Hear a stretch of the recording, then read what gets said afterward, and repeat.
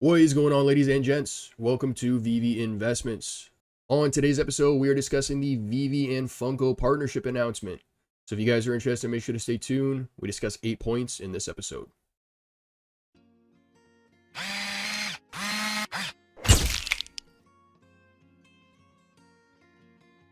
Now, just so you guys are aware, I am still trying to put that recap video together of David speaking at the Sunrise event back on September 20th.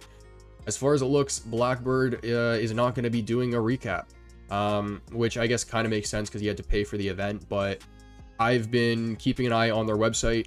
They have yet to post any blog articles or videos. The last one that they posted over on their YouTube channel was 6 months ago. So I've actually even gone as far as reaching out to them to ask if they are going to be doing any recaps, and I haven't got anything back yet. So I will keep you guys updated, but as of right now, I am still working on it. Yesterday, however, we did see a partnership confirmation from David between Funko and VeVe. So as I mentioned, we're discussing 8 points about the company, who they are, what they do, as well as how a partnership can benefit the platform. So without further ado, let's start things off with point number 1. So Funko's HQ is going to be based in Everett, Washington, down in the US, and they were founded back in 1998.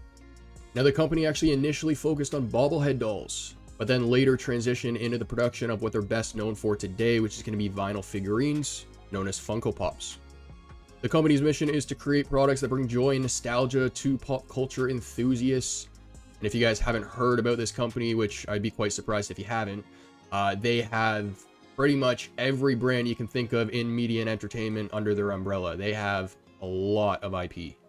From large movies to, smaller TV shows to popular TV shows like Big Bang Theory, which I'm a big fan of, to popular K-pop groups like the, what are they called? BTS, I think.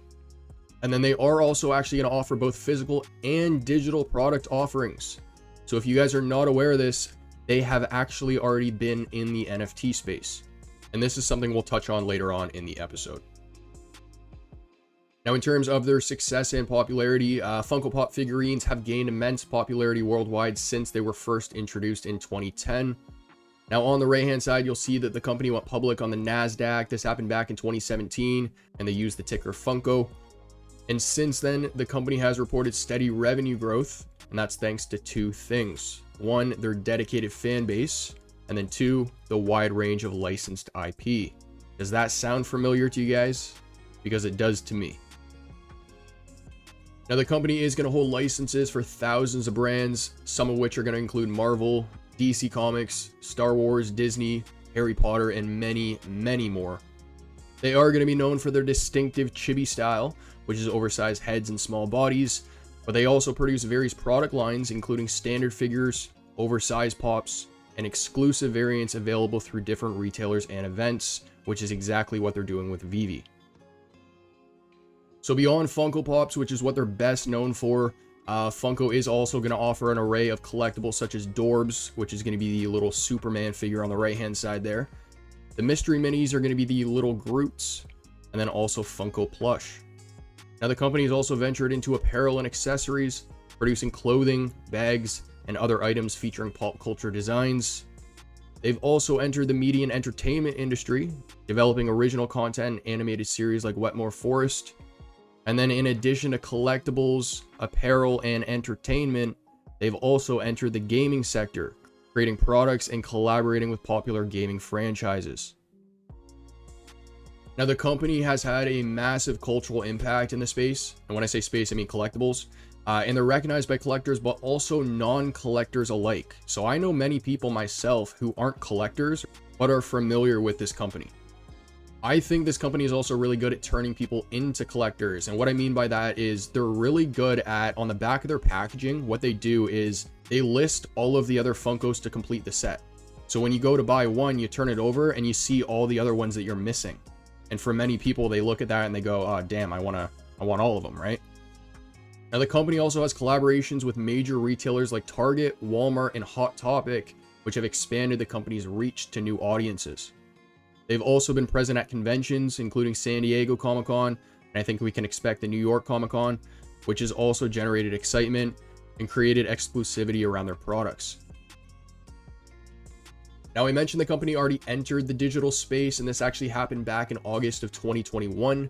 They call them digital pops.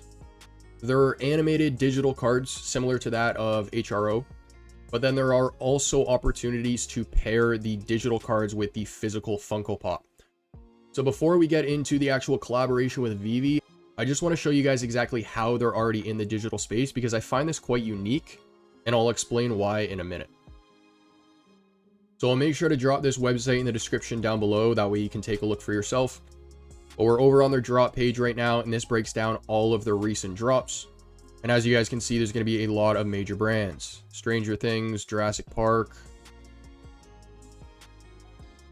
Dungeons and Dragons, DC, Hasbro, Matrix, Looney Tunes, Power Rangers, and it just keeps going and going and going. So if I click on one of the packs, this is what you're going to see. It looks like their standard packs go for around 10 USD, premium packs drop for 30. And if we scroll down just a bit, it will break down some of the animations for the cards in the pack. Now, we have actually already done a video on this already, so I will link it down below. But just to breeze through this real quick for anyone who missed it, how it works is, one, you snag a pack. So you buy a standard or premium pack during the primary sale. You're then going to land a rarity on drop, of which is going to be a legendary or grail. And then what you can do is actually redeem it for a physical collectible that matches the digital version. Now, if you do happen to complete the set, you do also become eligible to receive an additional limited edition physical collectible that's designed exclusively for this particular release. And then they also say redemption tokens are going to be issued to your account 120 days after release for any completed sets or legendary grail pops that you end up getting on drop. You can then redeem these tokens for physical collectibles within 30 days of receiving the tokens.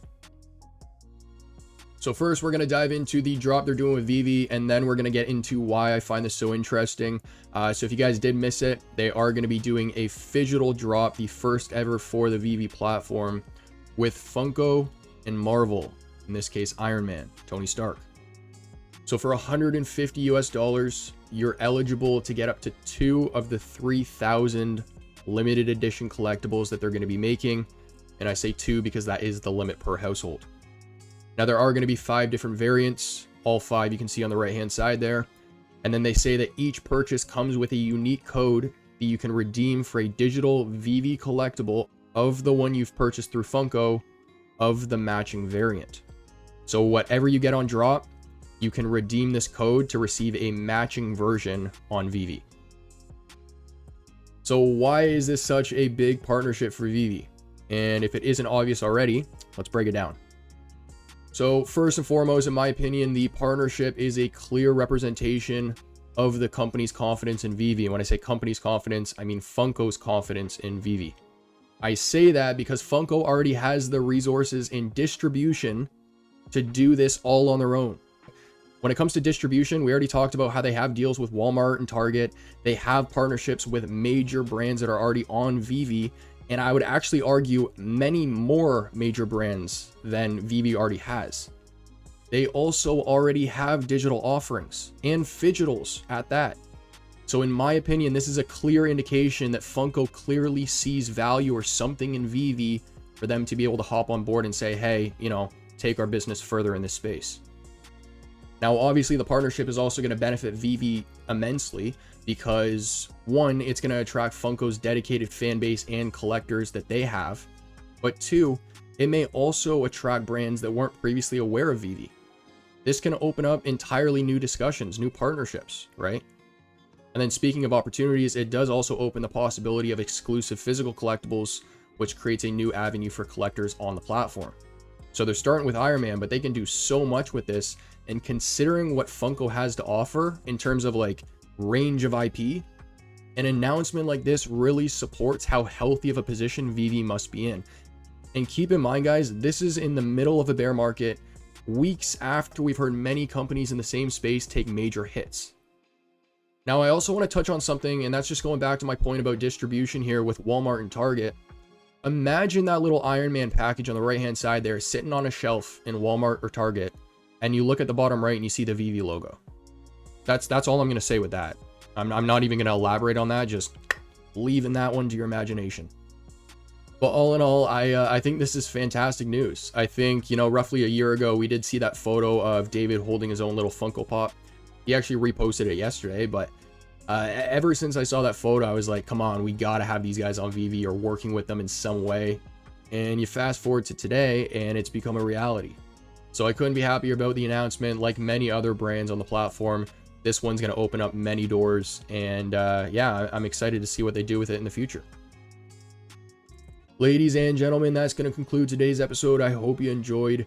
That's going to be some information about Funko and the partnership between them and VeVe. As mentioned at the beginning of the episode, I am also still working on that Blackbird episode. I don't even know if I'm going to be able to get it out, depending on if they release stuff at all. But like I said, I will keep you guys updated with that. The revision is also right around the corner. Just working on a couple more things. I've been working on this for like 4 months, by the way, guys. This is not something that I just started when I announced it. It's just Game Art Brain left a comment on the channel that kind of pushed me over the edge a little bit, and that's when I posted it on Twitter and said, hey, you know, just so you guys know, I'm going to be doing a revision. But this is something that's been in the works for like 3.5, 4-ish months. So I'm excited to introduce it, and I hope you guys do enjoy it. That is right around the corner, and it's something you guys can expect for October. But if you guys enjoy the content, make sure to like and subscribe. Comment down below what you want to see in a future episode. And as for our next, I'll catch you then.